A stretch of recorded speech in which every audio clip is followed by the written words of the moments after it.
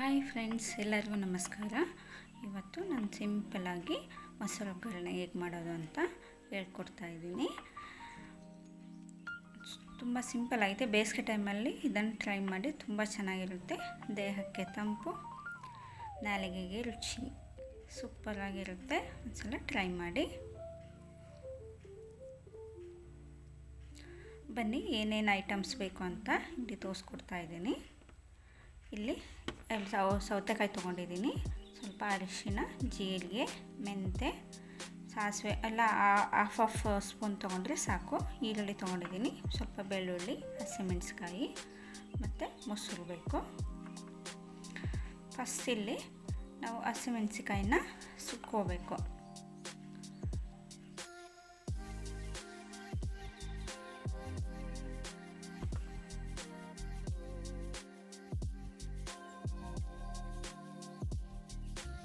Next ಇಲ್ಲಿ half spoon ಮೆಂತೆ, ಸಾಸಿವೆ, ಜೀರಿಗೆನ ಸ್ವಲ್ಪ ಲೈಟಾಗಿ ಹುರ್ಕೋಬೇಕು. ಎಲ್ಲ ಹಾಫ್ ಸ್ಪೂನ್, ಅರ್ಧ ಸ್ಪೂನ್ ತೊಗೊಂಡ್ರೆ ಸಾಕು. ನೆಕ್ಸ್ಟ್ ಇಲ್ಲಿ ಒಂದೆರಡು ಸ್ಪೂನು ಶೇಂಗಾ ಬೀಜ ತೊಗೊಂಡಿದ್ದೀನಿ. ಅದು ಹಾಕೋದ್ರಿಂದ ತುಂಬ ಟೇಸ್ಟಿಯಾಗಿರುತ್ತೆ. ಇಲ್ಲಿ ಮಸಾಲೆ ರುಬ್ಕೊಳ್ಳೋಕ್ಕೆ ಒಂದು ಜಾರ್ ತೊಗೊಂಡಿದ್ದೀನಿ. ಅದಕ್ಕೆ ಸ್ವಲ್ಪ ಬೆಳ್ಳುಳ್ಳಿ, ಸುಟ್ಟಿಟ್ಕೊಂಡಿರುವಂಥ ಹಸಿಮೆಣಸಿಕಾಯಿ ಮತ್ತು ಹುರಿದಿಟ್ಕೊಂಡಿರುವಂಥ ಸಾಸಿವೆ, ಜೀರಿಗೆ, ಮೆಂತೆನ ಹಾಕ್ಕೊತಿದ್ದೀನಿ. ನೆಕ್ಸ್ಟ್ ಇಲ್ಲಿ ಕಡಲೆಬೀಜ, ಹುರಿದಿಟ್ಕೊಂಡಿರುವಂಥದ್ದು ಕಡಲೆಬೀಜನ ಹಾಕ್ಕೊತಾ ಇದ್ದೀನಿ. ನೆಕ್ಸ್ಟ್ ಇಲ್ಲಿ ಸ್ವಲ್ಪ ಉಪ್ಪು ಹಾಕ್ಕೋಬೇಕು. ಸ್ವಲ್ಪ ಕೊತ್ತಂಬರಿ ಸೊಪ್ಪನ್ನು ಹಾಕ್ಕೊತಾ ಇದ್ದೀನಿ. ಇದನ್ನು ಸ್ವಲ್ಪ ಅರಿಶಿನ ಹಾಕ್ಕೊತಿದ್ದೀನಿ. ನೆಕ್ಸ್ಟ್ ಇಲ್ಲಿ ಚೆನ್ನಾಗಿ ನುಣ್ಣಗೆ ರುಬ್ಬಿಟ್ಕೋಬೇಕು. ಮಸಾಲೆ ರೆಡಿಯಾಗಿದೆ. ನೆಕ್ಸ್ಟ್ ಇಲ್ಲಿ ನಾನು ಸೌತೆಕಾಯಿ ಈರುಳ್ಳಿನ ಸಿಪ್ಪೆ ತೆಗೆದು ರೆಡಿ ಮಾಡಿ ಇಟ್ಕೊಂಡಿದ್ದೀನಿ.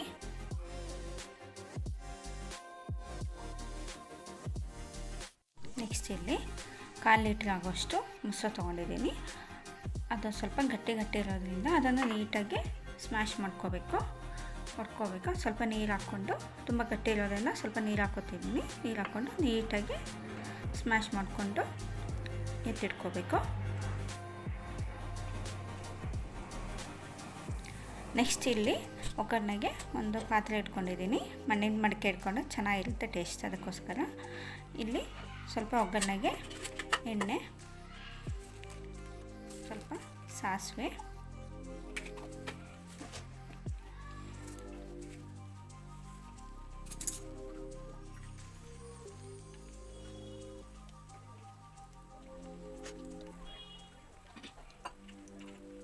ನೆಕ್ಸ್ಟ್ ಇಲ್ಲಿ ಒಗ್ಗರಣೆಗೆ ಸ್ವಲ್ಪ ಕರಿಬೇವು ಸೊಪ್ಪನ್ನು ಹಾಕ್ಕೊತೀನಿ.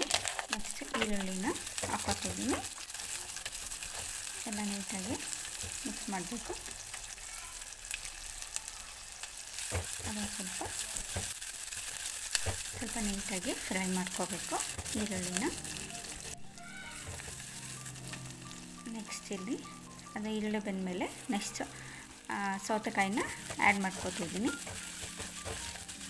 ನೆಕ್ಸ್ಟ್ ಮಸಾಲೆನೂ ಕೂಡ ಹಾಕ್ಕೋಬೇಕು. ಹಾಕ್ಕೊಂಡು ಸ್ವಲ್ಪ ಲೈಟಾಗಿ ಫ್ರೈ ಮಾಡಬೇಕು. ನೋಡೋಣ.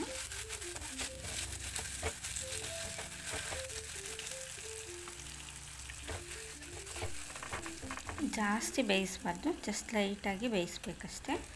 ಬೆಂದಾದಮೇಲೆ ಸ್ಟವ್ ಆಫ್ ಮಾಡ್ಕೊತಾ ಇದ್ದೀನಿ. ಸೈಡಿಗೆ ಎತ್ತಿಟ್ಕೊಂಡು ಒಂದು 10 ಮಿನಿಟ್ಸ್ ತಣ್ಣಗಾಗಲಿಕ್ಕೆ ಬಿಡಬೇಕು. ನೋಡಿ, ಸ್ವಲ್ಪ ತಣ್ಣಗಾಗಿದೆ. ಒಂದು 10 ನಿಮಿಷ ತಣ್ಣಗಾಗಿಬಿಟ್ರೆ ಅದು ತಣ್ಣಗಾದಮೇಲೆ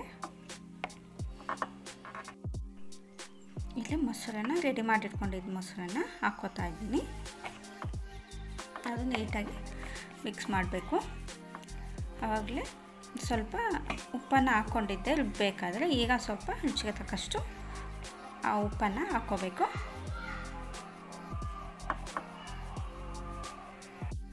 ನೋಡಿದ್ರಲ್ಲ ಫ್ರೆಂಡ್ಸ್, ಸಿಂಪಲ್ಲಾಗಿ ಮೊಸರಿಗೆ ಹೇಗೆ ಒಗ್ಗರಣೆ ಮಾಡಬೇಕಂದ್ರೆ ಸಿಂಪಲ್ ಐಟಮಲ್ಲಿ ಮೊಸರು ಒಗ್ಗರಣೆ ರೆಡಿ ಆಗುತ್ತೆ.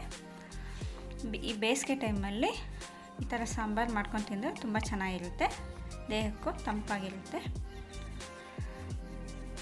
ಇದು ಸಾಂಬಾರು ಮುದ್ದೆ ಜೊತೆ ಅನ್ನ ಜೊತೆ ಸೂಪರ್ ಕಾಂಬಿನೇಷನ್ ಆಗಿರುತ್ತೆ. ಒಂದ್ಸಲ ಟ್ರೈ ಮಾಡಿ. ಹಳ್ಳಿ ಸ್ಟೈಲಲ್ಲಿ ನಾನು ಮಾಡಿ ತೋರಿಸಿದ್ದೀನಿ.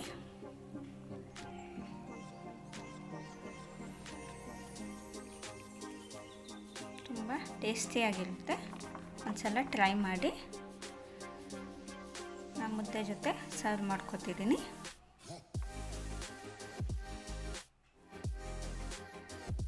ಸಾಂಬಾರು ಮಾತ್ರ ಸೂಪರಾಗಿ ಟೇಸ್ಟಿಯಾಗಿತ್ತು. ಒಂದ್ಸಲ ಮಾಡಿಕೊಂಡು ತಿನ್ನಿ, ಚೆನ್ನಾಗಿರುತ್ತೆ ಈ ಬೇಸಿಗೆ ಟೈಮಲ್ಲಿ. ಓಕೆ ಫ್ರೆಂಡ್ಸ್, ಎಲ್ಲರಿಗೂ ಥ್ಯಾಂಕ್ ಯು.